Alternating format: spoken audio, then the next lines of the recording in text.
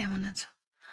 আজকে আমি তোমাকে যে বিষয়টা নিয়ে বলবো ওটার সাথে তুমি পূর্ব পরিচিত।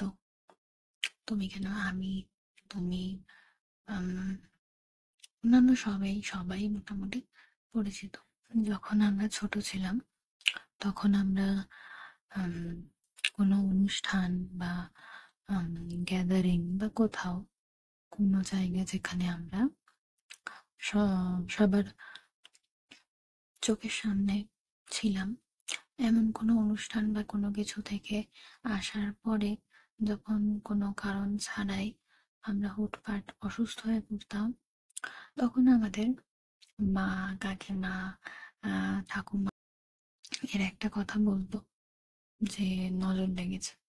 এই নজর লাগা, নজর লেগেছে, কেউ নজর দিয়েছে, এই কথাগুলো সাথে আমরা ছোটবেলাতেই অনেক শুনতে পেতাম। এখন শুনি না হয়তো, আর বড় হয়ে গেলে কেউ অত বলবে না, কিন্তু ছোটবেলায় শুনতাম। তো নজর কি, সেটাও বিষয়।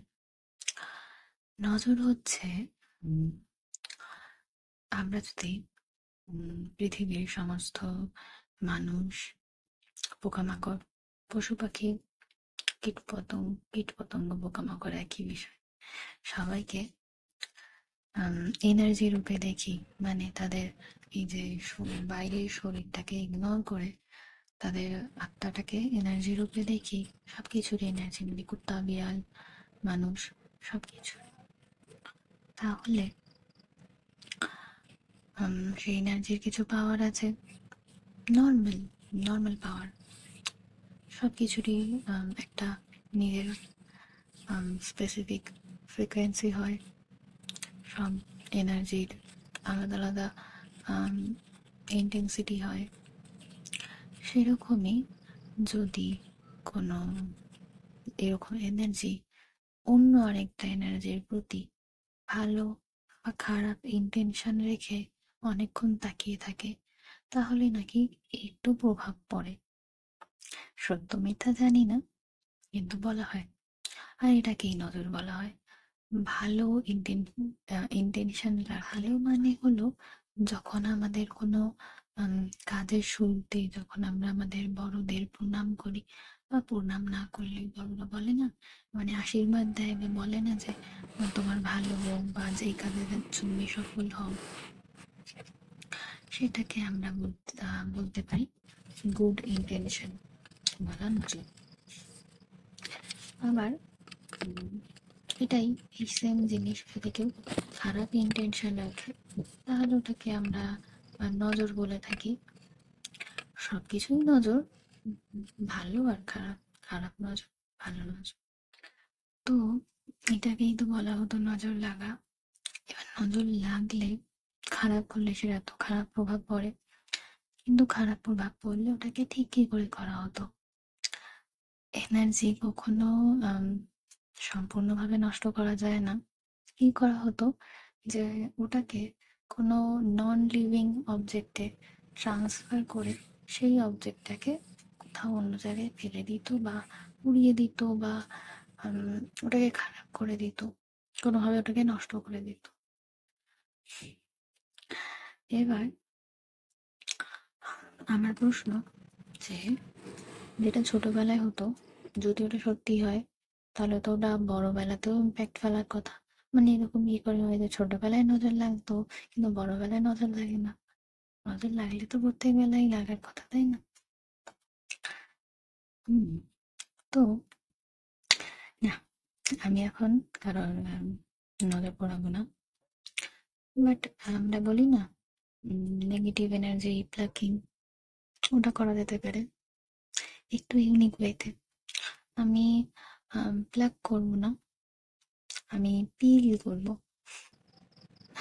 মানে আমি তোমার অরা বা ফেসের ওপর থেকে, না অরা আলাদা, ফেস তো আলাদা, আমি তোমার ওপর থেকে সব পুরনো বা ব্যাড এনার্জি গুলোকে পিল করে ফেলে দেবো। এবার নেগেটিভ এনার্জি পিল করতে গেলে তো আমাকে আগে চেকও করতে হবে যে কোথায় কোথায় নেগেটিভ এনার্জি আসলে আছে, কোথায় কোথায় নেই। হুম, আমি একটা 12 নম্বরের তুলি নিয়ে নিয়েছি। আমার কাছে বেশিরভাগ আঁকার তুলিই আছে।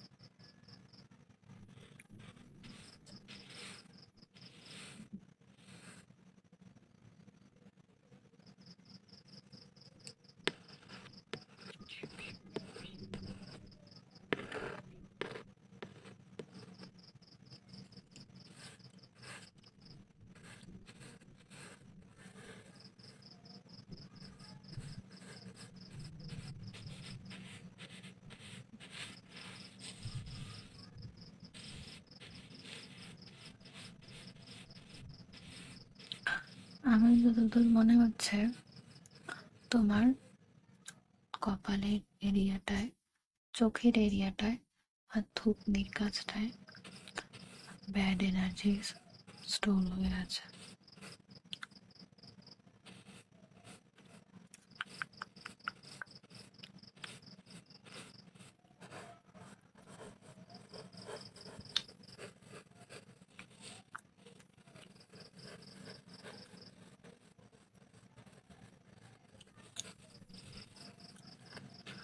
কপালেই বেশিরভাগটা রয়েছে কেন বলো তো?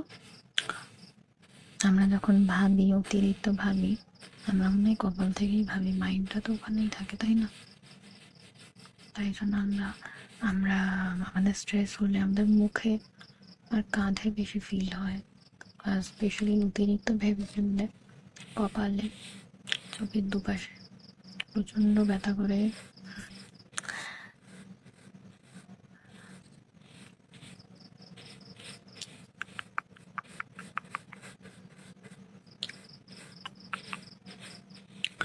আমি এই তুলিটার ব্যাক সাইডটা দিয়ে একটু একটু করে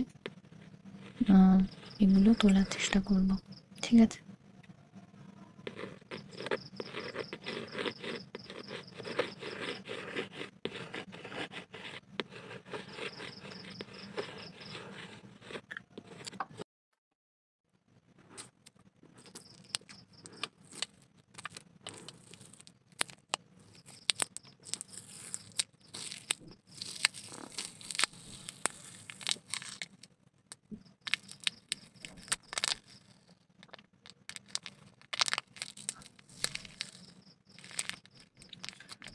এটা তোমার কপাল থেকে উঠলো।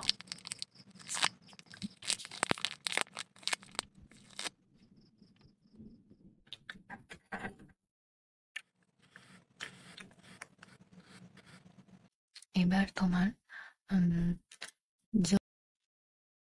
থুতনির এরিয়া থেকে একটা ব্যাড এনার্জি পিল অফ করবো।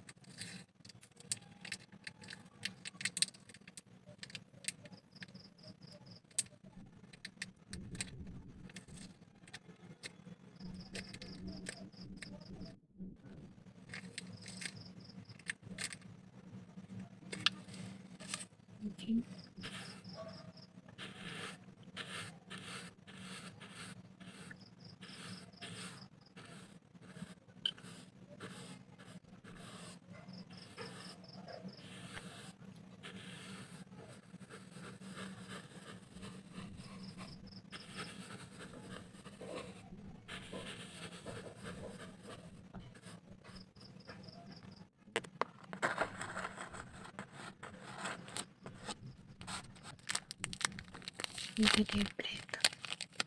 বড় করে একটা নিঃশ্বাস নাও।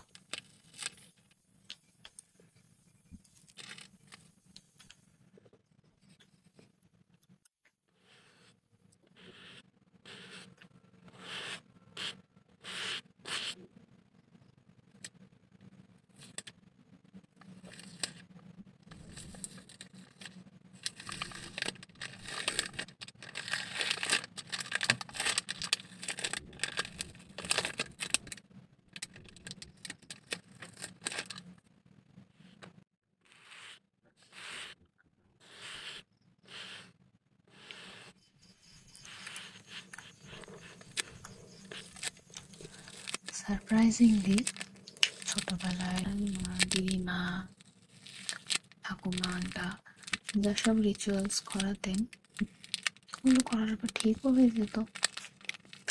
হয়তো ওগুলো আমরা বা তারা মনে মনে ভাবতো তো, তাই হয় না মনে মনে যেটা ভাবে সেটা অনেক সময় ভুলে যায়, বা না বললেও আমাদের মনে হয় যে হ্যাঁ এটা হয়েছে নিশ্চয়ই এটার জন্য। আমরা অকারণেই অনেক কিছু কানেক্ট করে ফেলি। জানি না এই যেহেতু প্রমাণ নেই কারোর কাছে, তো সত্যি মিথ্যা জানা নেই। তো তোমার মুখ থেকে যতগুলো জল ঝাল উঠলো দেখাই, যে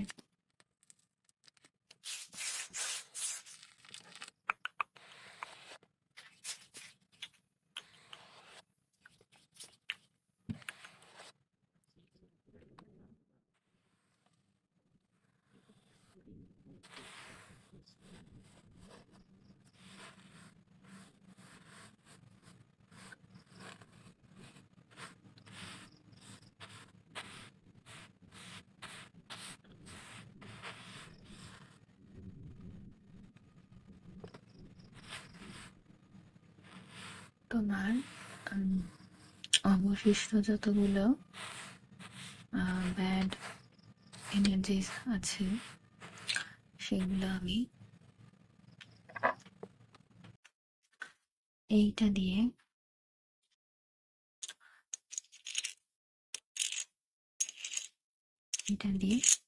কাট করে দেবো।